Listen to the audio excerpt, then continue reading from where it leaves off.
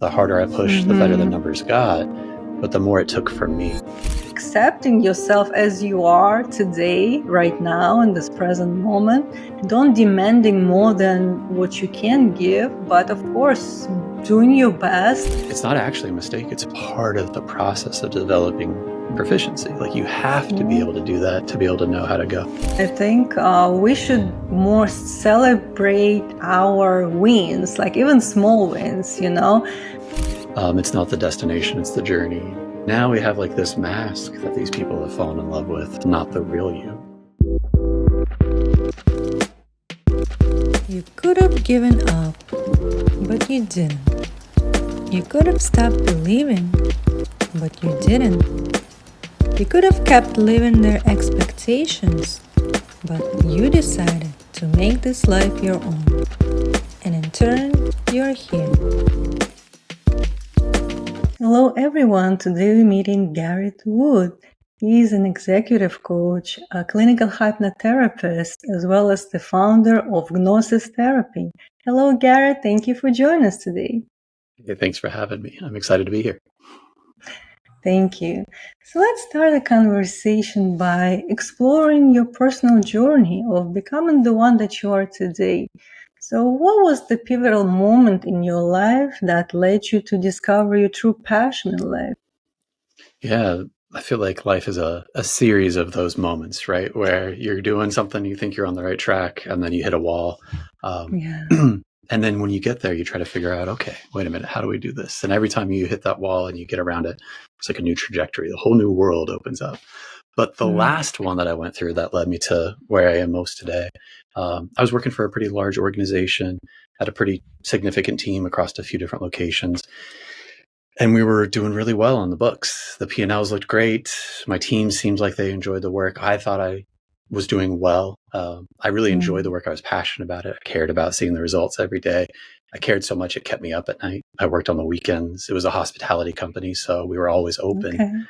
And so it was hard for me eventually, because what turned into passion eventually became an obsession. And when that kind of transitions, a lot of negative outcomes come from it. So sometimes when I'm getting stressed out, I have like chronic flare-ups of back pain or hip pain. I get a little short-tempered, a little irritated at the edges. My relationships, personally and professionally, become a little bit more challenging. But none of that showed up on the work. None of that showed up on the P&L. You know, the harder I pushed, the better the numbers got, but the more it took from me. And eventually I was like, you know, sitting down after a hard month, we did well on paper, but I'm there with my dog, hanging out, relaxing, trying to calm down, but I was so wired, I couldn't actually relax, couldn't get to sleep that night. And everything on paper seemed like it was going well. My family was proud of me.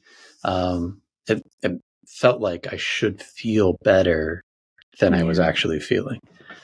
And I went to work the next day and I looked around, and there's always a gentleman that was on the team. He'd been with the organization for 20 of their 25 years.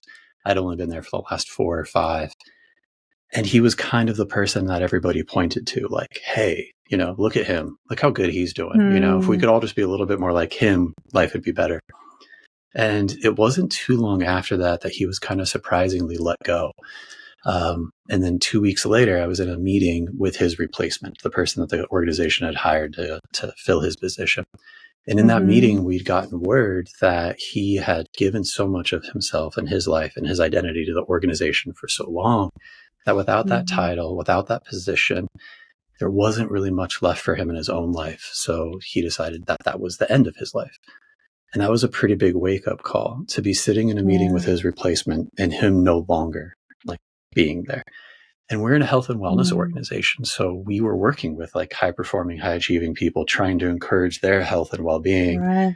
And then here we are on the other side, also trying to achieve well at the expense of our own health and well-being. So there was something going on there that kind of was a big wake-up call for me personally, professionally. And it was in that moment that I really decided, like, whatever we're doing to help people is good, but it's definitely not enough. There's deeper issues going on that are putting people in harm's way. And so it was about 3 months after that that I began opening my own clinic, where I help other high-achieving, high-masking professionals kind of prevent burnout, hopefully, if we catch them early enough, but definitely recover from it. So that way they don't end up feeling like I did, or even worse, how my colleague felt about his life. Yeah, and I see how you look at it holistically. So you're not just trying to help them achieve this high performance, but also not at expense of their own health and well-being, because that's the most important integral part. I think a lot of people missing when they trying to chase numbers or perhaps some achievements, and then they don't prioritize their physical, mental, emotional health enough to really schedule time in a daily life where we should be focusing all the time. And I think that's where we need to really listen to somebody who's been there, and you know how hard it is to juggle both kind of worlds at the same time. But what would be the most important part where you become aware of that? Because I feel like it starts with awareness all the time. So you have to come to this present moment and start recognizing what is it that you're doing day to day, and how you choose to spend time. What is your priority right now? So what helps you and perhaps your client to come to this awareness or realization where they should start focusing on? I think that's a great question, because I think you mentioned the word there, priorities. And I think that's challenging because sometimes in stories, there's the good guy and the bad guy. And okay, we're rooting for the good guy, and, okay, we're beating up the bad guy. But for a lot of people, that's in them. There's competing priorities, and the bad guy isn't a bad guy. The bad guy is like, hey, I'm rooting for you. I want you to do the best you can be.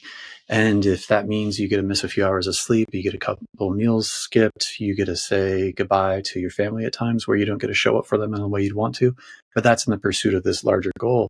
Hey, that's just the price we pay. And there is an element where that is 100% appropriate. And then there's a point where you reach diminishing returns. That first slice of pizza is really tasty to me, but that 10th slice is not really fulfilling like the first slice was.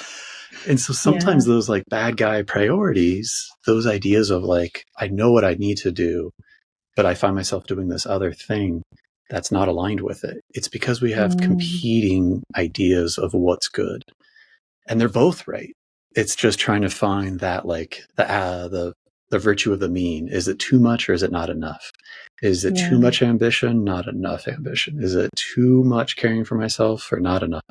I don't know if you can actually care for yourself too much, because I don't actually buy into that myth that to be successful, you have to sacrifice yourself. Because I think that true, lasting, sustainable success is built through your well-being, not at its expense. Because if you can't care for yourself, you can't show up. You can't put in the extra work. You can't have that creativity, that excitement, that enthusiasm. Eventually, all of that drains out, and you're burnt out. And now you're starting from scratch and starting over. And there's only so many times you can do that before it gets harder every single time. So it may delay the process. It may take longer to get through to the end. But when you do arrive, it'll be more fulfilling, more sustainable. And so that idea of trying to prioritize between today, tomorrow, and the long term, I think is the challenge for a lot of us, is being able to see the future and hold the present, and then be able to slow down a little bit to make sure that they don't come into conflict with each other. Yes, definitely. I feel like we need to pause more often in our lives and just take that break, a coffee break, let's say, and ask yourself a question. What am I doing at this moment, and why am I doing this? Right? A lot of people are caught up in this never-ending cycle. They keep going the same route, keep doing the same thing because I've always done it. This is the way everybody does it, whatever the explanation is.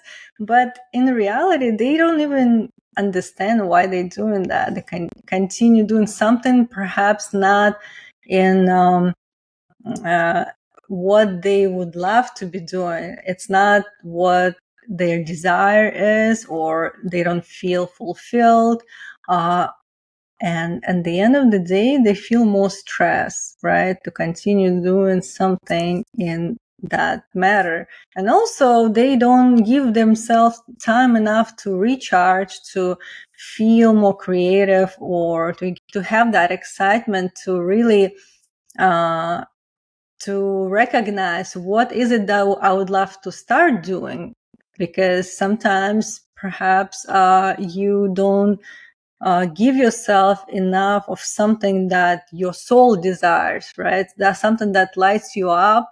And for that, you have to create time. You have to start maybe as a hobby, like a side project, or wherever that's for you. But really, like, we need to know that this is important. I feel like sometimes we have to be in that curious, childlike state of playfulness, right? But how can we get to that state, right? When we always feel anxious, overwhelmed, stressed from day to day, 9 to 5, and don't feel any energy to do anything else. So what would you advise people, like how to slow down, how to start caring about what really matters and seeing the long-term benefit of that? I love that question. There's this idea of playfulness in there, and like how restorative that can be and how generative it can be. A lot of people, when they're playing and there's no real strong consequences for not performing well, they're able to make more mistakes in a way that they're able to learn from them. And so if we're in a state of play, we can actually acquire new skills faster than we would be if we have to perform really well. So sometimes if we lower the stakes and increase the safety, we can create an environment that feels safe enough for us to relax and be present and actually show up in that like playful state or that playful mindset. And play is such like an interesting thing. With dogs, play looks like rough play. They're like barking, they're biting, they're rolling on the ground. It almost looks like it's being attacked. And I think of all the guys out there that have joined like a BJJ gym, a Brazilian Jiu-Jitsu, where they're rolling around having a big sweaty guy trying to pin him to the ground and like choke the life out of him or put him through some pain. And they're paying really good money and showing up really early in the morning and waking up out of bed and foregoing sleep to go get pinned to the ground by a big sweaty dude. Why is that play versus like having that happen to him on the street? And it's because everybody's agreed that this is safe, that this is okay, that we're all in this together and there's no mistakes that are going to be made here. We're learning, right? And I think that giving yourself that idea that you can make a mistake, that we're here, that we're learning, that you've never done whatever you're doing today. You've never been however you are old today. This is it for the first time. That ability to create a little bit of self-compassion for yourself lowers the stakes down just enough. And then if we can like raise the safety up a little bit, I always think about having to walk like a tightrope or like a slack line. I've seen those guys at the park and I'm like, oh, amazed at that. But they're 10 feet off the ground. They're walking on this thing that's swaying back and forth. I'm like, I would break every bone in my body doing that. But when they started, they didn't start off like that. They started with mats. They started with that thing that was just like 3 inches off the ground. So if they swayed and lost their balance, they would catch themselves and there'd be no consequences. And then they built it up so much a little bit over time that now, you know, they're not thinking about all that stuff and they're just using their skills. They're just putting one foot in front of the other. And it's that idea of being able to perform your best, not by asking yourself to do more, but creating an environment where you feel safe. And even if you make a mistake, you know that you can move through it and be okay. And that's actually where we get the best performance out of people. Yeah, and I think that is what is sustainable over time. Because again, like when you're trying to find this quick fix or something to do, like too much of pressure or intensity, you know, eventually maybe you won't be able to like reproduce this result, and it's like not the actual evidence of what you've done so far in terms of like stability that you built for yourself and that safety.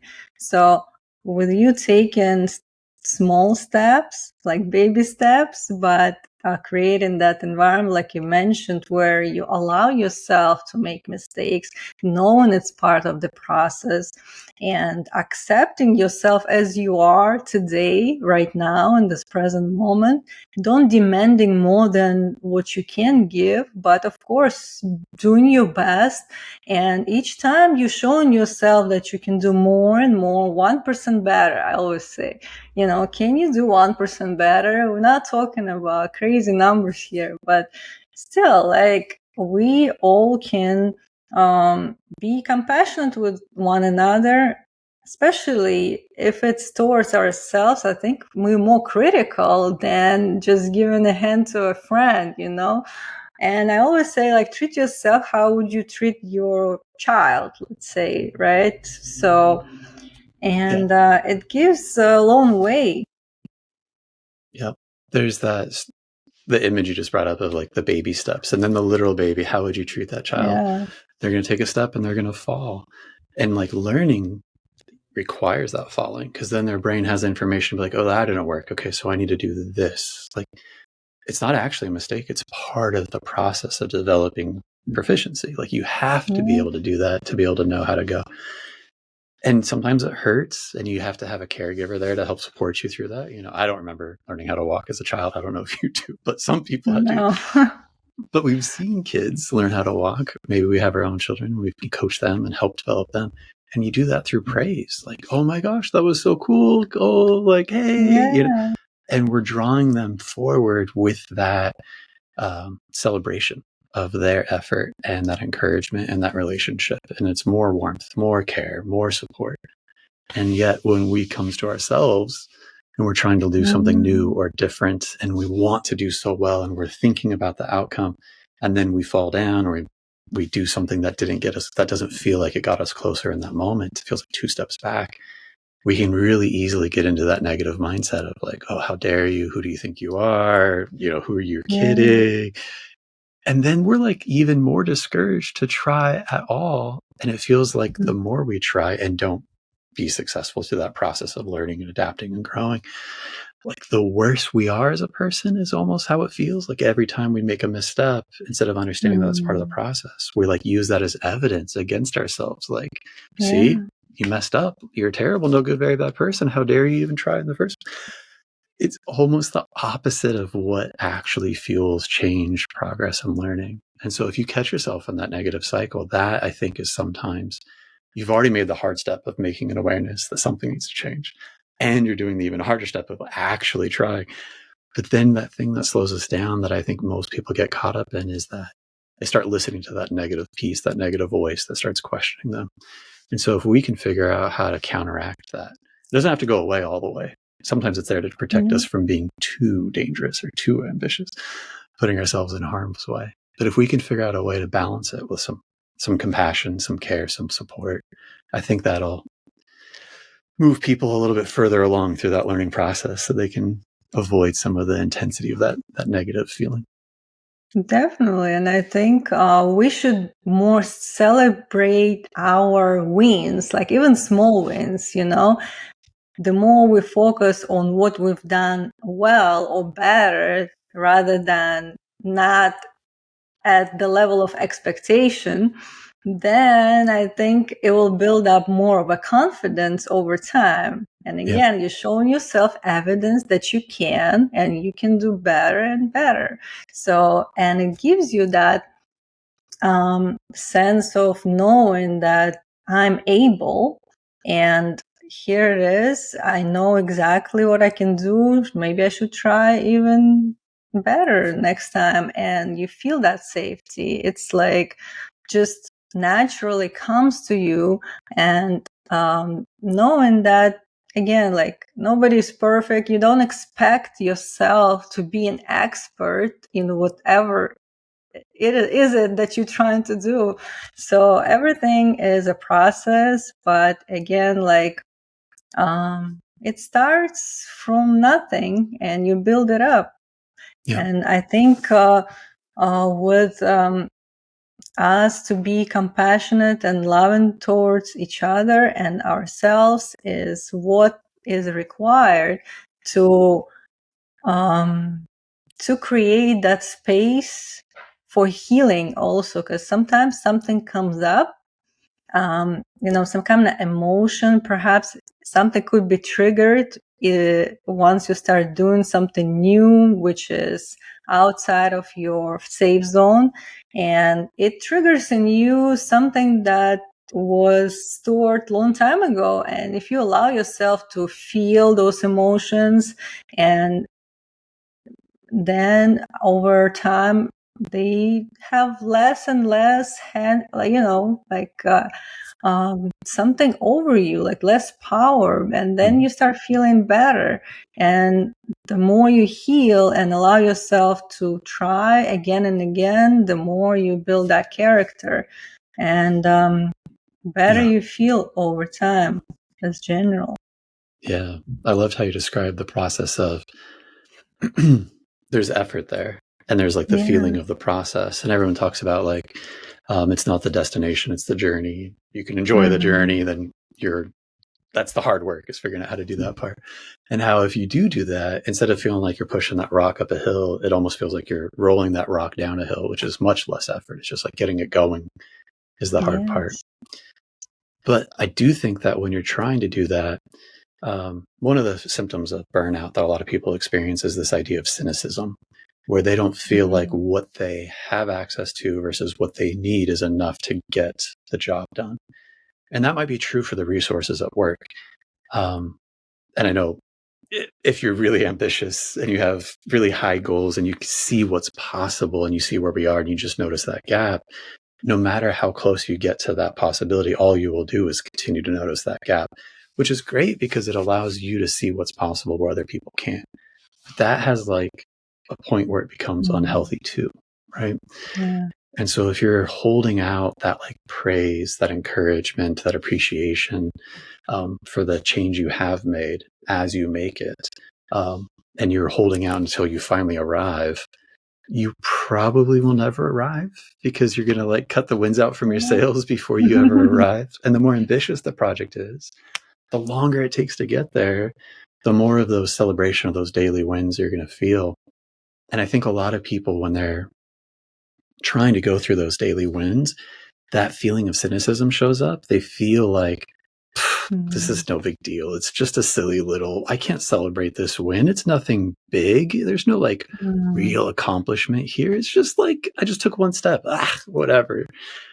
And they're like discounting the effort they're making at this something new because of that cynicism is so high. And almost that like self-compassion feels like strange or like icky, or doesn't land, or doesn't feel as powerful as they would hope it to be. And I think that's true for a lot of people that perform at a really high level because they've been beating themselves up for so long.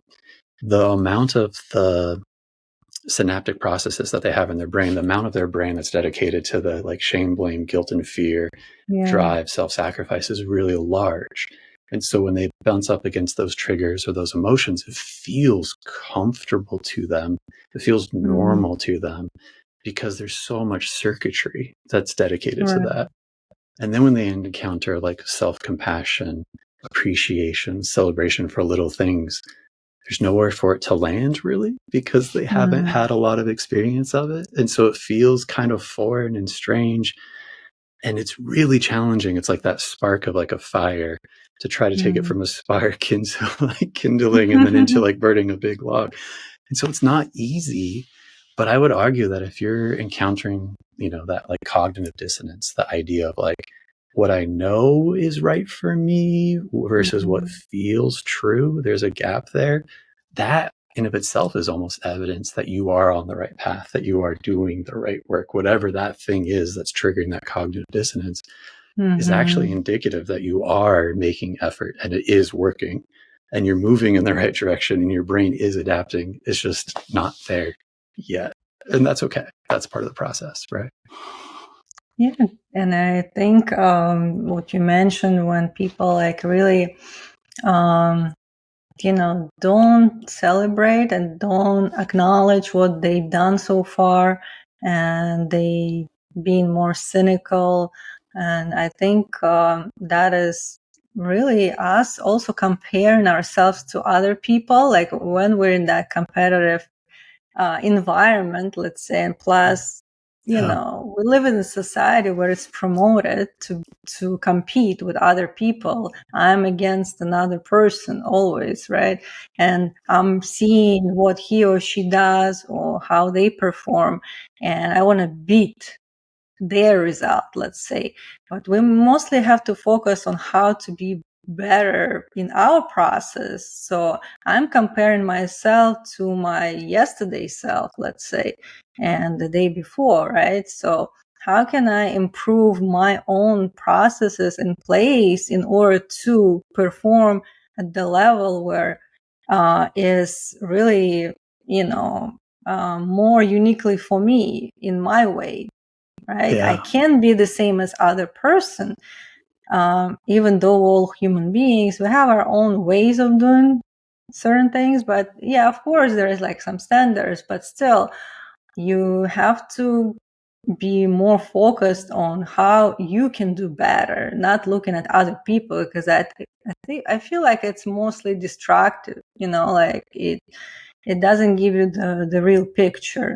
Yeah. But that's something. And plus, we are a lot of people, been raised, perhaps they were trying to kind of like find some kind of achievement, not for themselves or prove themselves to be worthy, let's say, in the eyes of caregivers or other people they're trying to impress. This people-pleasing tendency that everybody is recovering from. But again, it's all promoted, and we want to belong to other people, to like us, to accept us, and sometimes we're not being ourselves really, and we trying to be somebody we're not, and it's not working well, and you feel like something is off. But you have to find what's good for you, what's right for you, what's working for you, and how can you bring yourself to that next level. Yeah. There's like two things you said in there that like really jumped out at me. One is that comparing yourself to others can be destructive, right? And I think of that literally. There's in the CrossFit world back in, the early aughts, there's this guy, Rich Froning, who was the most fittest man in the world, right? And there's like set workouts. And if I did the same workout he did, it would take me 20 to 50 times the amount of time to finish the workout. I could do the same weights, I could do the same reps, but if we compared the ballistic load that he would go through his like 5-minute workout, and it would take me 2.5 hours to do the same workout, who did more work? I was never in danger of becoming the fittest man in the world, but I was in danger of trying to compete with that person on my own level, at my own adaptability. But the hard part is like, it would take me 2 months to recover from that workout. And for him, he's doing another workout later that same day. So literally trying to like look at these people that are accomplished, doing the thing that you want to move towards. And you're like, oh, okay, well, what are they doing? That must be what works. But what worked for them, what they're doing now, and trying to emulate that, which sounds like a smart idea on the surface, is actually like probably the worst thing you can do, because one, you're not them, you're not at that stage where they are, and like scaling it for you is very different, because who you are and how you work best is not like anybody else. You can't just pull that off the shelf. You have to figure out that out for yourself. And a lot of that is trial and error. But if we never get to that point and we just go, well, geez, I must be crap because it took me 3 hours to do this workout, took him 3 minutes to do. I'm a terrible, no good, very bad person. That stops you right there from being able to make a step forward. And it's not fair and it's not true. So it's not helpful, right? And then you mentioned that part of, well, why are you wanting to do that in the first place? Or who are you trying to impress by doing it? Do you just want to be a more fit person because you like want to be strong and healthy and live a long life where you can do cool things when you're 80? Or are you trying to be the fittest, strongest person right now to impress who? right? And do you really want to impress that person? And are they going to be impressed by that? And it seems like a lot of the times we mistake that external thing for an internal thing. I don't feel that impressed by myself, but if this person feels impressed about me, oh, okay, then I have evidence to believe that I'm a good person or a worthwhile person or a lovable person. If I can understand that these other people care about me, then it makes it easier for me to care about me. But that is a really challenging belief to hold, especially if you're around people that maybe aren't inclined to care about you that way or to think about you that way. That becomes a really dangerous situation to be in. And then the hard part is if you're doing that game really well and you're like, oh, well, they care about this, so I'll pretend to be this, or I'll lean into this part of myself. Now, the more that they do reflect that appreciation, love, and care, it's for this thing over here. And you may not really feel comfortable with that thing. You might actually feel more comfortable over here. And now we have like this mask that these people have fallen in love with, not the real you. And so now the reward for being good at that is like feeling even more isolated and alone. Like that is a really challenging thing to be, like a dynamic to put yourself in. Yeah, definitely. And I think we should be more intentional about being who we are authentically, and what would help with that. What will help me to support myself, to bring myself to that place where I feel safe, I can openly share and create, and I can just feel good, and that's what life is about, right? Yeah. So it's nothing like as complicated, but we make it complicated in our mind and really like invite kind of external pressure or something that we really created for ourselves, but we don't recognize it. It's just unnecessary suffering in the middle. But we still have to wake up from it and know that everything is here to help me grow into being who I am, right? And again, everybody's here not by mistake, right? If you exist for a reason, and you have a purpose, you have your unique talents, gifts, abilities that you're here to share and to be of service to other people. But how can you be who you were born to be in the first place and share that openly without thinking what other people think about me or how am I performing? So what will help you? And it comes back to really knowing what you want, to be clear on that. And why am I doing this?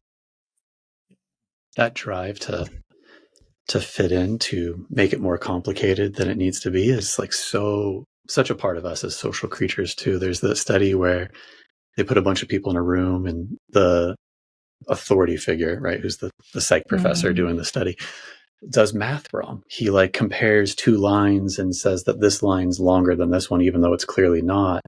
And then there's other, co-conspirators in the room, right? There's other people that are in on the science study where they agree with the psychologist. And then this test subject is sitting there and they're like, these people are wrong. They're so wrong. But they stand up and like agree with them because they're so afraid of being able to stand out that they'd rather be wrong, knowingly wrong, and fit in than be right and stand out.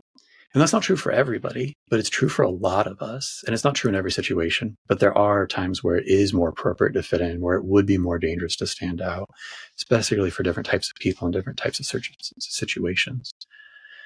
But finding the place where you don't have to be with other people, where that expectation to fit in, the stakes don't feel so high for you, where it feels safe enough to be yourself authentically, where when the math is wrong, it feels safe to say the math is wrong. What are you guys talking about? This is silly. This isn't right. And being able to find a place where you can do that with yourself, sure, important, but being able to find places where it's safe enough for you to share that with other people and they can encourage you. I know when I left that corporate job, I was kind of embarrassed to go out on my own, which kind of sounds strange because most people are like, yeah, I finally left, going on my own, celebration, right? Mm-hmm. But when I have two dads and both of them are business kind of people, and so when we would get together, our ability to like hang out and be with each other was about talking about business and like, oh, what initiatives are you doing? How are you doing it? How's it going with the team? What do you do? It was like we were having our own, one-on-one meetings with these two men. And so I didn't update my LinkedIn profile for a long time. And then the minute that I did and opened and announced that I had my own clinic, and they both called me within the same day and we had very similar conversations. They're like, hey, how come you didn't tell me about this? What's going on? And I was like, well, I was kind of embarrassed. I don't want to tell you. And they both shared a story about how they had an opportunity to go out and start their own project with a partner on their own. And they chose not to, mostly because they had a family, mostly because they had the responsibilities. They weren't certain that the person that they were going to partner with was going to be the right partner. They weren't sure if it was going to work out. And so they chose not to do that. And still, both of them said, like, to this day, they wonder if they had done it, what that would have looked like. But for them, it didn't feel safe enough. They didn't have enough people around them that doing that felt like the right thing for them to do. I was lucky enough that I had a few people around me that I was like, hey, I'm going to do this. And they're like, yeah, you should definitely do this. I've done it and it's worked out well for me. And without that idea of caring about yourself, honoring what's authentic to you, and then having people that it's safe to share that with, it's really hard to be authentic. Yeah. Yes.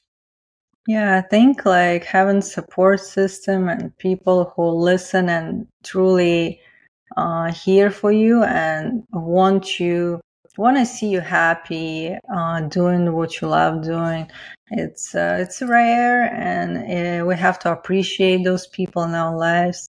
But we also have to know that even if nobody is gonna agree with you, but you have that desire and passion, you have to be your own cheerleader first of all, and you have to acknowledge that and know that it's important. It's not for nothing. If you have that fire or passion within you, it has to be acknowledged, and really like you have to find a way to kind of get it out to the world.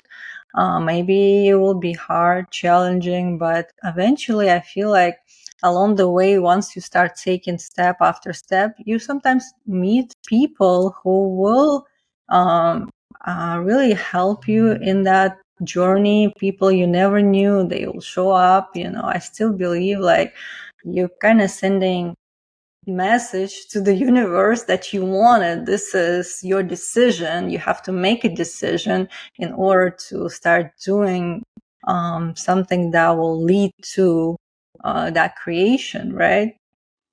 Yeah. And places you wouldn't have seen it before. I always joke that like the signals are always there. It's just whether we have context for them or not, right? I live in a place where there's a lot of different people that speak a lot of different languages. English is their second language. And they speak with their family and their friends in their first language. And I'll be walking by and I hear it, but I don't know what they're talking about, right? I can't tell what their conversations are because it's foreign to me. I don't have a context for their language, for their words. And so it just kind of goes over my head. But that doesn't mean it's not a language, that it's not, amazing conversations going on. I just don't see them. I don't feel them. I don't understand them. But if I was to sit down and make a choice to understand that language, I could walk down the street and the sounds would sound completely different to me. I'd have a whole different world and different experience of that same day, that same path, those same people. It'd be very different. And so once you do make that transition and that change, your experience of the world around you changes because you have different perspective, different feeling. Yes, and I feel like we have so many opportunities to make different choices in life, and we just need to kind of like be aware, be intentional, and to know that it's okay to try and see ourselves just being curious and not expecting too much. I feel like we sometimes expect something and we don't get what we wanted, let's say, and we get discouraged or it didn't meet our expectation in a certain way. But if we just give it a try and be open like a child, curiosity, just try and without any second thoughts about how it's gonna end up, what would be the result, but just see how it unfolds for you, and perhaps it will be even greater than you expected it to be. But you have to allow yourself to go into and see for yourself and be willing to adapt, to be flexible, which is also challenging for people. They're more rigid or they attach to their identity in the way that they created it, the roles that they play in life. And it's hard for them to step out of that role and say, and this is who I am. They believe this is who they are. So they cannot be anybody else than that, right? But again, if you can start seeing that, it's okay to change anything in life at any point in life. You are not obligated to be the same person you were yesterday. That's it. You don't need to ask permission. You don't need to impress anybody. It's your life, and you're the one making that happen for yourself. That's all. Yep, absolutely. You're not obligated to continue to be the same person you were yesterday, tomorrow. Yeah. And I do think that we want to have this idea of like the person who I was when I was 4 and the person I'm going to be when I'm 94 are the same person. So we look for all the things that those people have in common, those traits. And there's something helpful about that. Like, what is the same from all those things? Are those my common strengths? Okay, great. But it's also helpful to think about like all those toys that I played with, my favorite shirt when I was 4, that doesn't fit me now. It does not fit me now. And the ideas and the beliefs I hold dear and sacred now, probably most of those won't be the same when I'm 94 if I'm doing life correctly, right? If I'm not doing it correctly and they're the exact same, how many opportunities for curiosity did I miss out on? Wow, yes. And I'm so glad that we had that conversation today. And for those who would like to find you online, how can they find you? Yeah, if they're on LinkedIn, they can look at me up there at Gnosis Therapy, Gnosis Therapy. If they're on Instagram, they can follow me there, also Gnosis Therapy. Or if they want, they can follow me on my website at gnosistherapy.com. Yes. And as we close today, what would be the final thought for our listeners? Yeah, that idea that we talked a lot about today is that sustainable success is built through your well-being, not at its expense. Definitely. And I'm so grateful for meeting you. Thank you for sharing your thoughts and wisdom. And I hope you enjoy your day. Yeah, thanks for having me, Anna. It was great to be here. I hope you enjoyed this episode, and if you did, hit the subscribe button and share it with others. Stay tuned!